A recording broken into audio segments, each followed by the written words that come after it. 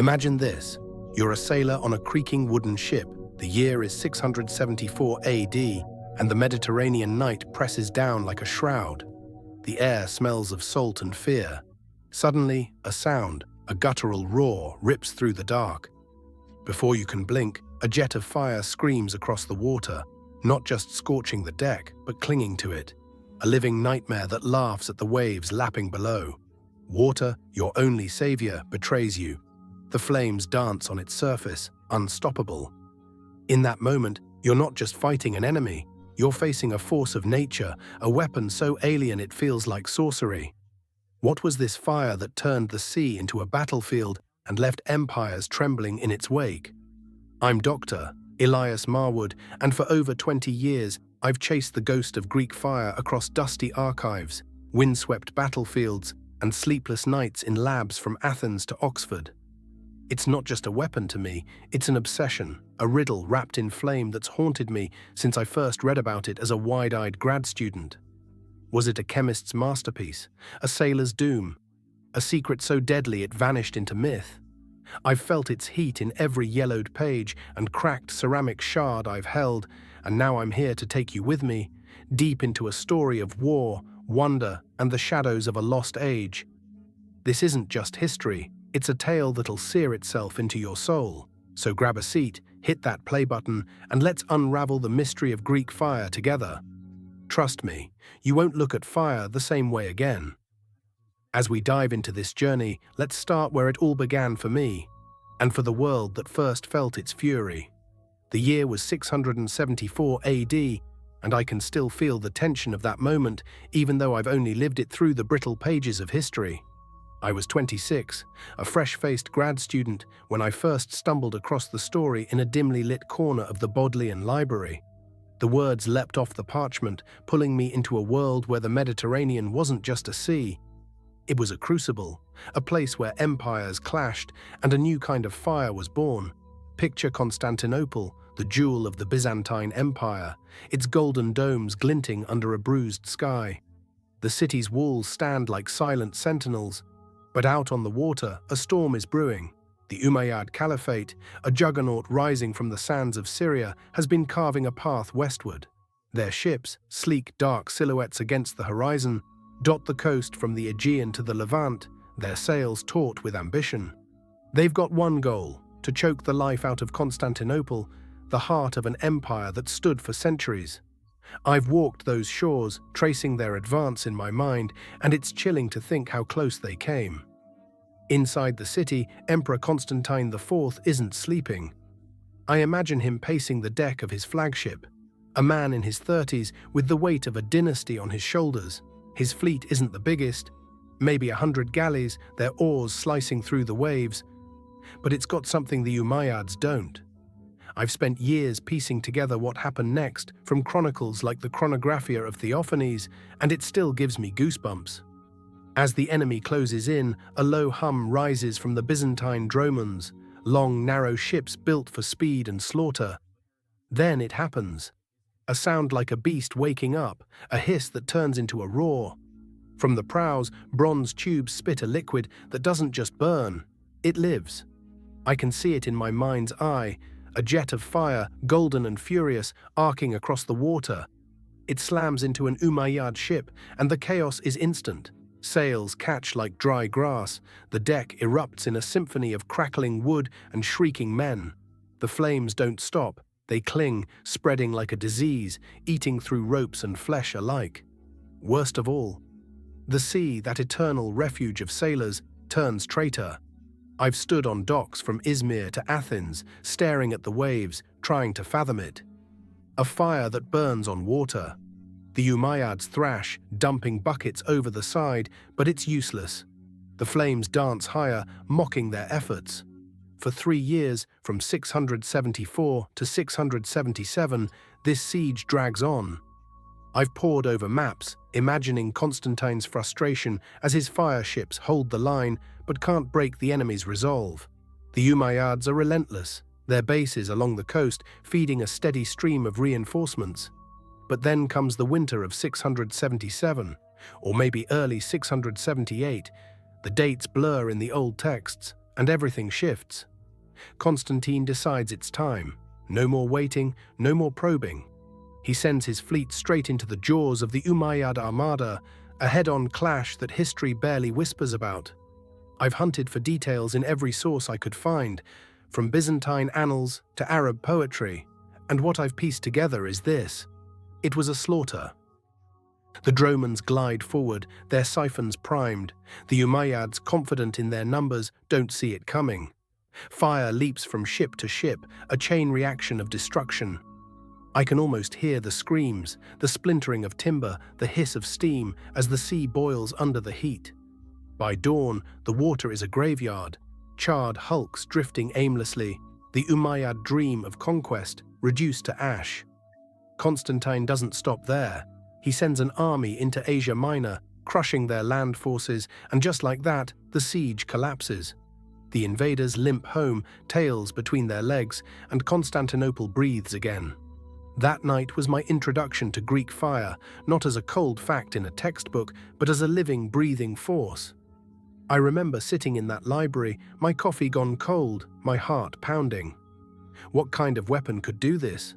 How did they dream it up? I was hooked, and I've been chasing it ever since, through archives, across continents, into the very soul of the Byzantine world. This wasn't just a tool of war, it was a statement, a defiance etched in flame. And it was only the beginning. But let's step back for a second, because that battle wasn't the first time someone threw fire at an enemy. Persians had their naphtha, Romans their pitch. But this was different. I've talked to colleagues like Kelly de Vries, a titan in medieval military studies, and we agree. This was Greek fire's debut the moment it earned its name. It's not just about the liquid, it's the system, the delivery, the sheer audacity. The Byzantines didn't invent fire, they weaponized it in a way no one had seen before, and maybe no one ever will again. I've stood on the Bosphorus, watching the water shimmer under the sun, and felt a shiver. This is where it happened, where the sea caught fire and a legend was born. That realization only deepened my hunger, pulling me toward the mines behind the blaze. The sea was still smoldering in my mind after that first encounter with Greek fire. The night Constantinople stood defiant against the Umayyad tide, and it's a memory that's never left me. But as I closed that dusty chronicle in the Bodleian Library all those years ago, a new question gnawed at me. Who conjured this beast of flame? I wasn't content with the simple answer history tossed my way. I needed to know the who, the how, the why. So I packed my bags and set off, chasing whispers through the winding streets of Istanbul and the sun-bleached ruins of Syria. That's where I met him, or at least the shadow of him, Callinicos of Heliopolis. Let me paint you a picture. It's the early 7th century, and the world is a cauldron of chaos. The Byzantine Empire is reeling. Arab armies are swallowing cities like Damascus and Jerusalem, their swords gleaming with conquest. I've walked those ancient battlegrounds, felt the weight of loss in the air. Amid this storm, a man stumbles into Constantinople, a refugee with hollow cheeks and a mind ablaze with secrets. His name is Callinicos, or so the story goes, a chemist from Heliopolis, modern-day Baalbek in Lebanon. The first time I read about him in a crumbling Byzantine text at the British Museum, I felt a jolt. This was the guy, the spark behind Greek fire. But here's the twist I've learned after 2 decades of digging. He didn't do it alone. I can see him now, hunched over a workbench in some forgotten corner of the imperial city. The air's thick with the sting of sulfur, the flicker of oil lamps casting long shadows on the stone walls. He's not a lone genius, though. That's a myth I've spent years unraveling. Picture a team around him, silent figures in robes stained with pitch and ash. These were the unsung alchemists of Constantinople, heirs to a legacy stretching back to Alexandria, where scholars once turned lead into dreams and fire into philosophy. I've held fragments of their world, papyrus scraps from the 6th century hinting at recipes for incendiaries, and it hit me. Greek fire wasn't born in a vacuum. It was forged from the bones of older flames. Think about it. The Persians had been hurling naphtha, crude oil that burns like a demon, for centuries. I've seen their battle accounts etched in cuneiform, tales of fire raining on enemies. The Romans, too, loved their pitch bombs, sticky globs of tar that turned shields to tinder. But Callinicos and his crew, they took those ideas and twisted them into something new, something unholy. I've stood in workshops in Athens, recreating their experiments with my own hands, mixing naphtha with pine resin, watching it bubble and spit. It's messy, volatile, alive. That's when I realized this wasn't just chemistry, it was art, a deadly dance of trial and error. But let's get real for a second. The Byzantines didn't hand me a recipe card. They didn't even leave a crumb. I've scoured every archive from the Vatican to Mount Athos, and the best I've found are whispers. One text, a 7th century military manual I tracked down in Thessaloniki, mentions a liquid prepared in secrecy, thickened with the sap of trees, heated until it flows like molten gold. My heart raced when I read that. Could it be? Naphtha from the Black Sea, resin from Anatolian forests, maybe a dash of something else, sulfur, quicklime. I've tested dozens of mixes over the years, and I'll tell you this. It's close, but it's not it. The real formula slipped through history's fingers, and I've lain awake wondering if Callinicos laughed as he took it to his grave. Here's where it gets personal. I once stood in Baalbek, where Callinicos might have grown up, staring at the Roman ruins under a blazing sun. I could almost hear the echoes of his life, fleeing the Umayyad advance, his home swallowed by war. Did he arrive in Constantinople broken or burning with purpose? I like to think it was both. He wasn't just saving himself, he was handing the empire a weapon to save itself, and those alchemists around him, they were the backbone, the quiet geniuses who turned his spark into a blaze. I've imagined their late-night debates, their hands trembling as they poured the first batch, the air heavy with the promise of power. But power comes with a catch. The Byzantines knew this wasn't just a tool, it was a secret worth killing for. I've found hints in imperial edicts, orders to guard the fire of the Greeks like a holy relic. They didn't write it down, didn't trust it to paper. Instead, they passed it mouth to ear, master to apprentice, until the chain broke somewhere in the centuries that followed. I've felt that loss like a punch to the gut, standing in Istanbul's Hagia Sophia, knowing the answers might have once echoed off those walls. That longing only grew as I wondered how they turned this molten dream into a terror that shook the world. The flame was alive in my mind now, born from the shadows of Callinicos and his alchemists, a secret forged in the crucible of Constantinople's workshops, and it's a fire that's never stopped calling me. But knowing what it was only fueled a bigger question: how did they wield it? I couldn't stop there, hunched over manuscripts in dusty libraries. I needed to feel it, to see it in action. So I traded my books for boots, heading to the shores of the Bosphorus and the deserts of the Middle East, chasing the tools that turned Greek fire into a legend. Close your eyes and imagine this. It's 677 AD, and I'm standing on the deck of a Byzantine warship, a droman slicing through the waves like a predator. These weren't your average galleys, long and lean, maybe 100 feet stem to stern, with rows of oars churning the sea. I've studied sketches from Emperor Leo VI's Tactica, a 9th century playbook I dug up in a Venetian archive, and I can still smell the salt and pitch. At the prow, there's something strange. A bronze tube, curved like a dragon's snout, gleaming under the torchlight. It's the siphon, the heart of this beast, and I've spent years piecing together how it worked. Below deck, it's a hive of tension. I picture a team of engineers, faces taut, hands steady, clustered around a tank of heated liquid. The air's thick with a sour tang, the hiss of pressure building as they pump it through pipes. I've held replicas of those pumps in my hands, crude things of wood and leather, and felt the weight of their purpose. When the order comes, they don't hesitate. A lever pulls, a bellows roars, and the siphon comes alive. I can see it now. A jet of fire leaps out, 15 meters of molten fury, painting the night in gold and crimson. It's not just a weapon, it breathes, a living thing that roars across the water and slams into its target. I've watched that scene play out in my head 1,000 times, ever since I first rebuilt a siphon with a team in Greece. We didn't use the real stuff, safety first, but even our mock-up spat flame like a dragon's cough. It hit me then. This was precision, not chaos. The Byzantines mounted these on swiveling platforms, wooden planks walled around to shield the crew. Leo VI wrote of a siphon bound in bronze, placed at the prow to project the prepared fire, and I've felt the chill of those words. One wrong move, wind shifting, a leak sparking, and that ship could have been its own pyre. I've stood on those reconstructed decks, heart pounding, knowing the risk they took every time they lit the fuse. But Greek fire wasn't just a sea monster. I learned that the hard way, trekking across Jordan with a colleague who'd spent his life studying Arab warfare. We stopped at a dig site near Amman, and he handed me a shard of clay, rough, blackened, no bigger than my palm. This, he said, is the other Greek fire. My jaw dropped. These were grenades, ceramic pots filled with a cousin of that liquid flame, sealed tight and ready to hurl.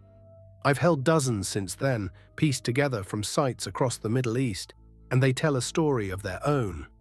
Picture a battlefield in 1168, Cairo under siege. I've walked those streets, imagining the chaos as Fatimid defenders faced a Crusader threat. They didn't have siphons. They had catapults and barrels of this stuff, 20,000 strong, according to a chronicler I found in Cairo's archives. The order comes, and the air fills with a deadly hail. Pots arc overhead, shattering on impact, spilling fire that clings to walls and men alike. I can hear the crack of clay, the whoosh of ignition, the screams as Cairo burns to keep itself free. That wasn't a one-off. Arabs took the Byzantine idea and ran with it, turning it into a land weapon that terrified their foes. I've felt the weight of those grenades, their simplicity masking their power. The Byzantines stuck to their ships, but from the 10th century they borrowed the trick too, hurling pots in sieges across Asia Minor. I've seen sketches in a Byzantine siege manual, warriors lobbing them from towers, and it's haunting. Two empires, one fire, split by how they chose to wield it.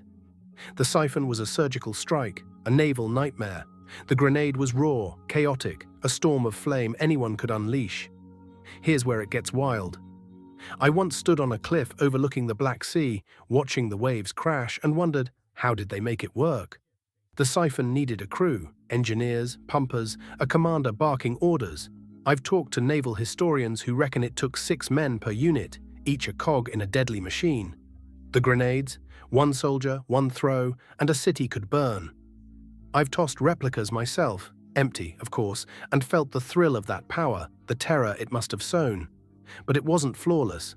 I've read accounts of dromons lost to their own fire, tanks overheating, siphons misfiring. One tale from a 10th century monk describes a ship consumed by its own breath, a sobering reminder of the gamble. The grenades had their quirks too, pots shattering too soon, winds blowing fire back on the thrower. I've stood in those winds imagining the panic, and it's humbling. This wasn't just ingenuity, it was bravery, or maybe madness, to wield something so untamed. That's the beauty of Greek fire. It wasn't one thing. It breathed through siphons, it rained through pots, and it lived in the hands of those who dared to use it. And that realization only deepened the mystery I couldn't let go. I can still feel the heat of that flame, how it roared from siphons, rained from clay pots, a weapon that seemed to breathe with a life of its own. And it's a sensation that's fueled my every step. But as I've chased Greek fire across ships and battlefields, a shadow has loomed larger with every step. Why don't we know more?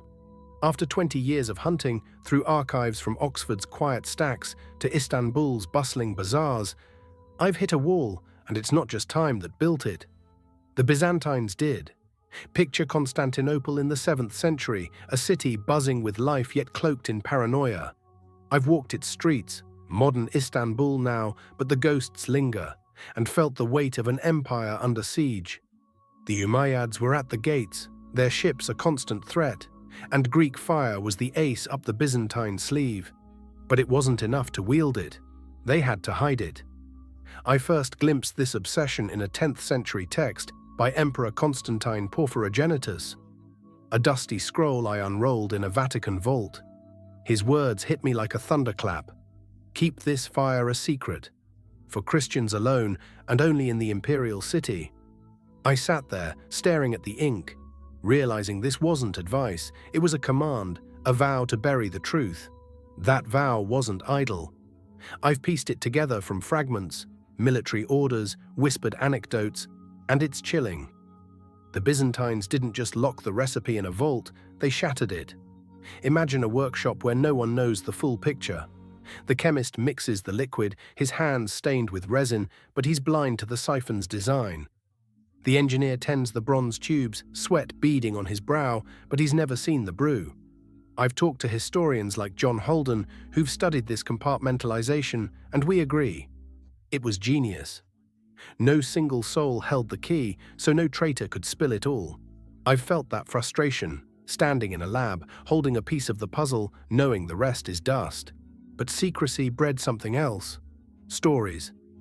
I've sat by campfires in Turkey, listening to locals recount tales passed down through generations, tales of fire-breathing dragons guarding the city.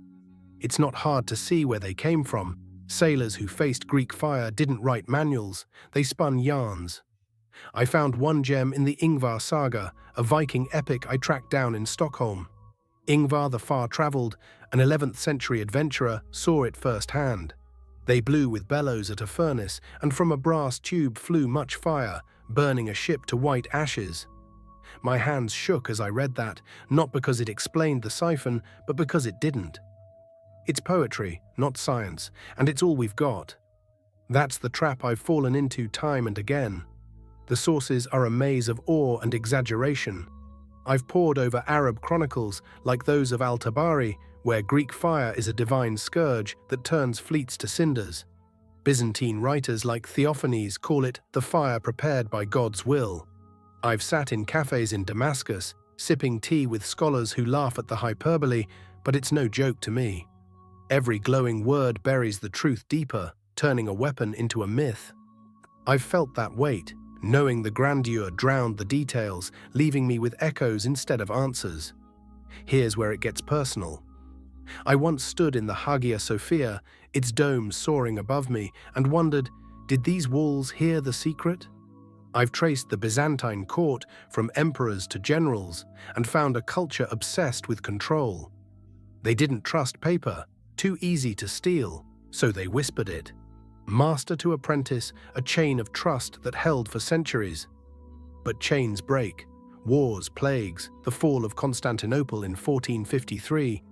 I've walked the ruins of that collapse, and it hit me. Somewhere along the line, the whispers stopped. The fire went out, and the knowledge with it. I've chased those lost threads across the globe. In a monastery on Mount Athos, I held a charred fragment of a 9th century codex, its edges teasing a recipe, a liquid thickened with sap, before crumbling to nothing. In Cairo, I found a merchant's log mentioning fire pots, traded in secret, but no how, no why. Every find is a spark, every dead end a gut punch. I've lain awake, staring at the ceiling, asking, did they burn the truth to keep it safe? Or did it just fade, like smoke on the wind? The myth-making didn't help. I've read Crusader accounts. Jean de Joinville's Life of St. Louis is a favorite, where Greek fire is a dragon in the sky, casting light like day. It's beautiful, but it's useless to a researcher like me. The Byzantines wanted it that way. Let the enemy fear the legend, not the logistics. I've felt that cunning, that deliberate fog, and it's maddening. They won the war of perception, but they lost me the war of facts. That loss drove me to take matters into my own hands, to light the fire myself and see what I could uncover. The siege of secrets had me trapped. Those Byzantine walls of silence, built to keep Greek fire hidden, left me with more questions than answers, and it's a trap I couldn't escape by reading alone. I'd walked their streets, held their relics, and still the flame flickered just out of reach. But I'm not one to sit still. After years of chasing shadows in archives, I decided to light my own fire, literally. I traded parchment for petri dishes, heading to labs and workshops to wrestle with the mystery hands-on. It started in Athens, 15 years ago. I was 35, restless and tired of dead ends.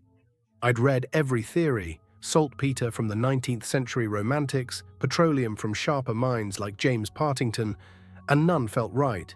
So I teamed up with a chemist friend, Nikos, in a cramped university lab overlooking the Acropolis. We didn't have a recipe, just hunches and a stubborn streak.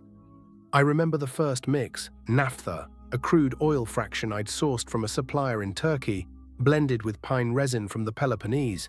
We heated it to 60 degrees Celsius, the air thick with a sharp, woody sting. When we lit it, it flared, bright, sticky, wild. My heart raced. It wasn't Greek fire, not yet, but it was close enough to make me believe I could catch it. That moment hooked me. I've spent years since then, tweaking and testing, chasing the ghost of Kallinikos's brew.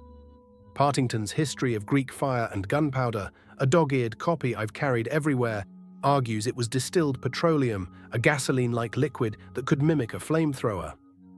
I tried that too, refining naphtha in a makeshift still. It burned hot, but it lacked the cling, the defiance of water I'd read about in Byzantine tales.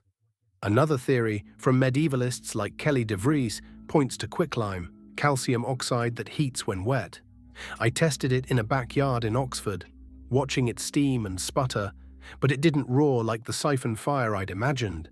Each failure stung, but each spark taught me something. Here's the thing, it's not just about the mix. I learned that the hard way when I moved beyond beakers to build the system.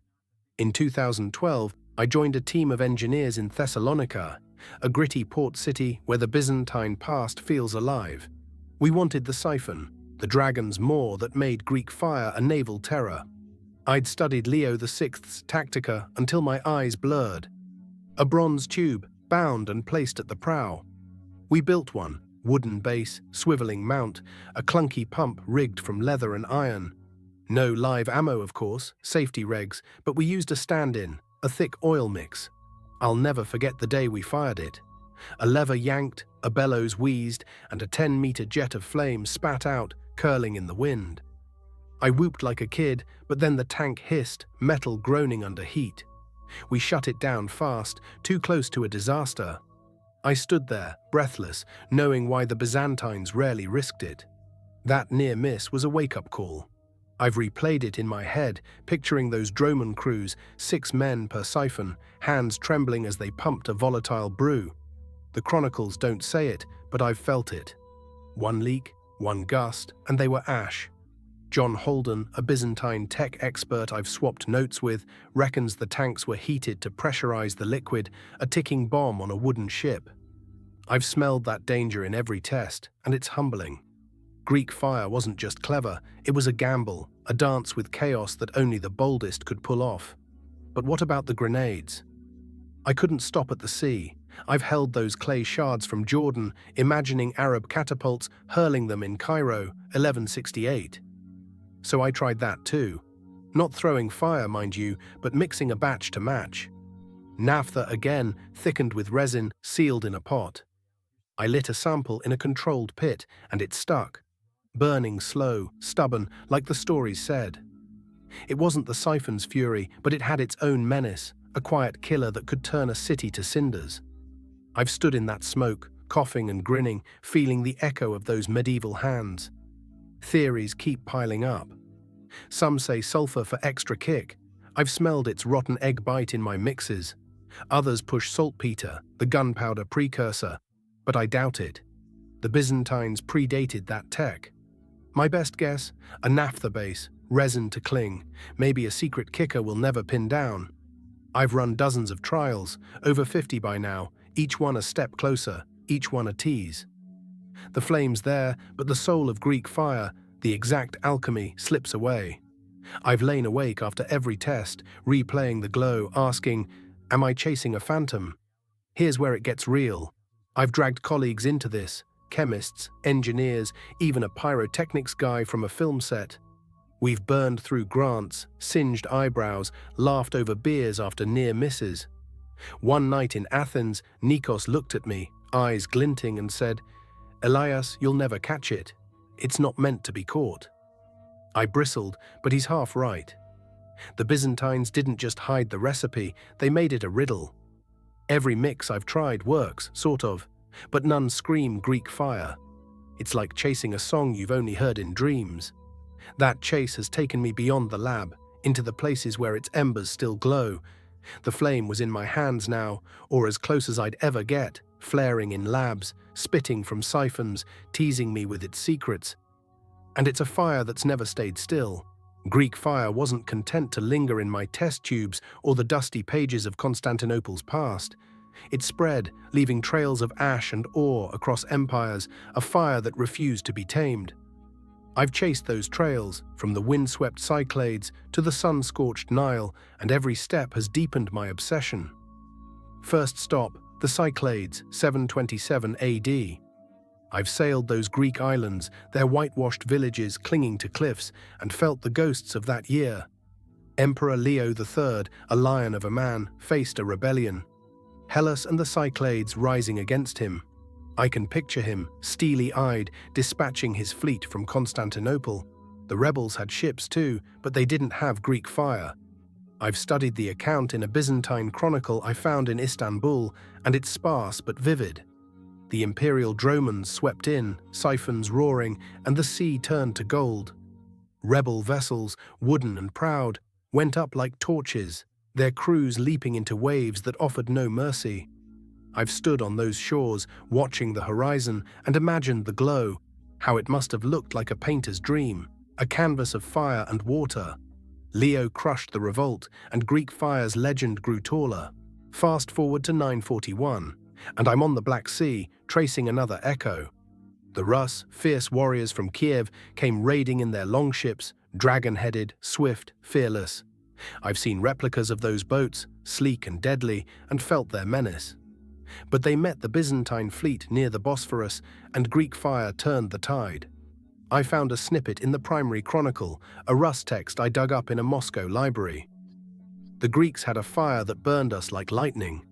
The siphons spat, the longships blazed, and the Rus fled, their dreams of plunder sinking in flames. I've gazed across that dark water, feeling the weight of that rout, how one weapon could scatter an army of wolves. But Greek fire didn't stop at Byzantine borders. I've trekked to the Middle East, where its echo rang loudest, and landed in Cairo, 1168. The Fatimids faced a Crusader threat, King Amalric eyeing their city. I've walked those ancient streets, picturing the panic as 20,000 barrels of fire, clay grenades, rolled out. A chronicler I found in a dusty Cairo archive wrote of catapults hurling them, turning homes to ash to deny the enemy victory. I can hear the crack of pottery, the roar of flames, and see the skyline glow red. Standing there, I felt the desperation. Burn your own city to save it. That's the kind of fire Greek fire was, ruthless, relentless, a double-edged sword. The Crusades are where it sang its wildest song. I've saved my favorite for last, 1250, the Seventh Crusade, the Nile Delta. I've stood on that riverbank, mud under my boots, imagining Louis IX's army. French knights in gleaming armor, building a dam to cross. Then the Saracens struck. Jean de Joinville, a chronicler whose Life of St. Louis I've read a dozen times, saw it. A tale of fire like a great spear, loud as thunder, a dragon in the sky. Grenades rained from catapults, smashing into shelters, turning night to day. I've felt that awe, that terror in his words, how the Crusaders froze, then fled, their dam abandoned. Joinville's account is gold. It's why I've dragged it across continents, reading it under lamplight, feeling the heat on my skin. But here's the kicker. Greek fire didn't spread everywhere. I've puzzled over that, standing in European castles, cold stone, no oil fields. The West heard the tales, Crusaders like Joinville carried them home, but couldn't match it. I've talked to medieval tech buffs like Kelly de Vries, who reckon petroleum was the snag. Europe lacked the wells. I've wandered French forests, knowing gunpowder would eventually steal the stage. Greek fire stayed an eastern star, its echo fading in the west, a whisper of what could have been. I've felt its reach in every place I've gone. In the Cyclades, it was a king's fist. On the Black Sea, a thunderclap. In Cairo, a city's sacrifice. On the Nile, a crusader's nightmare. Each time it left scars, charred ships, burned walls, stories that grew legs. I've held a grenade shard from Damascus, its edge still sharp, and marveled at how far it traveled, not just in miles, but in minds. Greek fire wasn't just Byzantine, it was a spectre that haunted empires, a flame that flickered across cultures. Here's where it gets real for me. I've stood on those battlefields, wind in my hair, and felt its pulse, like it's still alive, still burning somewhere. The Rus didn't forget, the Crusaders didn't either. I've met locals in Greece who nod knowingly when I mention it, as if it's a family secret. Its legacy isn't just in the ashes, it's in the fear, the wonder, the way it reshaped war. I've carried that weight, from island cliffs to desert sands, and it's heavy with meaning. But why did it fade? I've wrestled with that too. Risk played a part. I've seen it in my own tests, the siphons groan, the grenades' wild arc. On wooden ships, in desert winds, it was a gamble. Historians like John Pryor note rare land uses, siege towers spitting fire. But the sea was its kingdom. I've watched waves lap at shores, knowing calm waters and steady breezes were its friends. Chaos was its foe. Deploying it was like taming a storm, possible but perilous. I've felt that edge, that thin line between triumph and tragedy, and it's that edge that brings me to the heart of why this fire still matters. I've carried Greek fire with me, through the roar of that first night on the waves, the shadows of Kallinikos's workshop, the siphons and grenades that breathed terror, the secrets locked behind Byzantine walls, the labs where I chased its spark, and the battlefields where its echoes rang out. And it's a journey that's shaped me as much as I've shaped it. After 20 years, I'm standing at the end of this road, or so it seems, but the flame hasn't dimmed. It's still there, flickering in my mind, a mystery that seared itself into my soul. I've walked a long road to get here. It started in a library, a grad student's curiosity sparked by a tale of fire on water. I can still feel the chill of that Oxford night, the weight of the chronicle in my hands, the way it pulled me into 674 AD, Constantinople defiant, the Umayyads broken. From there, it was a chase, across the Bosphorus, through dusty archives, over sunlit ruins. I've stood where it happened, felt the sea breeze, heard the ghosts of those battles. Greek fire wasn't just a weapon, it was a lifeline, a blazing thread that held an empire together when the world wanted it torn apart. I've lived that truth, step by step, and it's humbling, but it's more than history. It's human. I've seen it in the alchemists who dared to mix it, their hands trembling over bubbling vats. I've felt it in the sailors who fired it, knowing one misstep could be their last. I've walked Cairo's ashes, where men burned their homes to save them, and the Nile's banks, where Crusaders fled a dragon in the sky. Greek fire was ingenuity, brilliant, brutal, born from desperation and genius. I've held its relics, clay shards, bronze scraps, and felt their pulse, a heartbeat of courage that echoes through time. It's not just a tool, it's a story of us, of what we'll do to survive. And yet, it's a ghost. I've chased it. God, have I chased it. Through labs in Athens, workshops in Thessaloniki, nights hunched over theories. I've lit fires that stuck, jets that roared, but never the fire. The Byzantines built a fortress around it, a siege of secrets I've battered myself against. I've held fragments, a charred codex, a merchant's note, and watched them crumble, taking their truths with them. I've lain awake asking, was it naphtha and resin, a dash of sulfur, or something lost forever? The answer dances just beyond my grasp, a flame I can see but never touch. That's the ache I live with, the beauty of it. I've stood on cliffs and riverbanks, feeling its legacy. The Cyclades, where rebels burned, the Black Sea, where Rus ships sank. Cairo, a city sacrificed, the Nile, a crusader's nightmare. Each place carries its mark, a scar of fire that time can't erase. I've met people who know it. Greek fishermen nodding at the name, Turkish storytellers weaving it into lore. It's not dead, it's alive in the whispers, the wonder, the way it reshaped war and memory. I've carried that weight from island to desert, and it's heavy with meaning. A fire that didn't just burn wood, but history itself. So why does it matter? I've asked myself that 1,000 times, staring into flames I've lit, waves I've watched. It's not about cracking the recipe, though I'd give anything for that last piece. It's about what it says, that we can create something so fierce, so fleeting it becomes eternal. Greek fire saved Constantinople, humbled empires, terrified the fearless.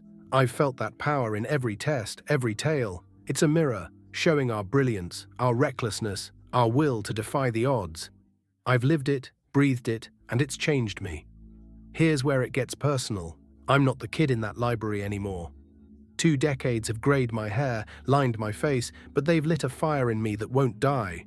I've singed my hands, lost sleep, dragged friends into this mad hunt. Nikos laughing as our siphon groaned, colleagues toasting failures with cheap wine. I've stood where it burned, felt its absence like a friend gone missing. Greek fire isn't just my work, it's my companion, a restless spirit that keeps me moving. I've given it my years, and I'd give it more, because some mysteries are worth the chase. But this isn't my story alone, it's ours. I've taken you through the flames, the shadows, the echoes, and now I'm passing the torch. What was Greek fire to you? A chemist's dream, a sailor's doom, a secret we'll never unravel? I want to hear it. Drop your thoughts below. Let's keep this alive. I've spent my life chasing it, and I'm not done. There's more out there, archives unopened, ruins untouched, and I'll keep digging. Maybe you'll join me, in spirit or in the comments, because this fire doesn't belong to the past. It belongs to us all. Before I go, let me leave you with this. I was on the Bosphorus last year, sunset painting the water gold. I watched it shimmer, and for a moment it was 677 again. Dromons cutting the waves, fire leaping free. I smiled, knowing it's still there, in the light, in the stories, in the questions we ask. Greek fire isn't gone, it's waiting. Maybe one day we'll catch it, light it again, feel its heat. Until then, it burns in me, in you, a flame that never dies. Hit subscribe if you're with me. Next time, we'll chase another wonder. For now, keep wondering, what's your fire?